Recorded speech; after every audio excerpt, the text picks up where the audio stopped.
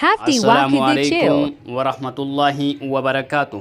Kabajamtoota fi jaalatamtoota keenya har'allee qophii addaati walitti deebinee jira. Har'aan tana wantoota Oogasti 8 bara 2022 keessa tahe waliin ilaalla. Bara 2022 Oogasti 8 keessatti intalti ilma Jeneraal Waaqoo Guutuu Fartuun Abdulqaadir Waaqoo seenaa addaa galmeessitee jiran.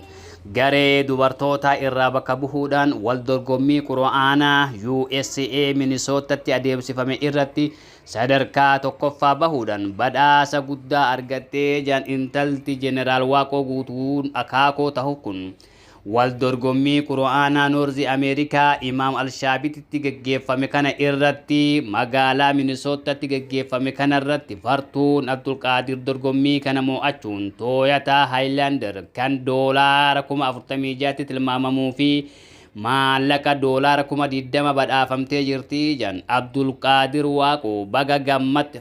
Fartuun Abdulqaadir Waaqoo baga gammadde baga milkooftee siin jenna intalti qacaleen dhiiga Oromoodhaa qabdu tun tan Jeneraal Waaqoo Guutuu akaakoo ta'uuf seenaa addaa galmeessuudhaan uummanni Oromoo hedduu gammadee sooshaal miidiyaa kana irratti haalaan facaasaa jiraatutu argama. Ilmaan dhaloota qubee ilmaan yeroo ammaan tanaa lafeewwan gootowwan dabranii irraa hafan akkuma obboleettii teennaa tanatti seenaa akka galmeessitan warroonni abbootiin keessan akaakoon keessan seenaa jajjabaa ummata Oromoo kanaaf galmeessaa ture isinilleen fakkeenya akkasii akka taataniin dhaamsa hawaasa Oromooti. Gariin abbaan goota tahullee gariin abbaan hayyuu tahullee gariin abbaan gartee nama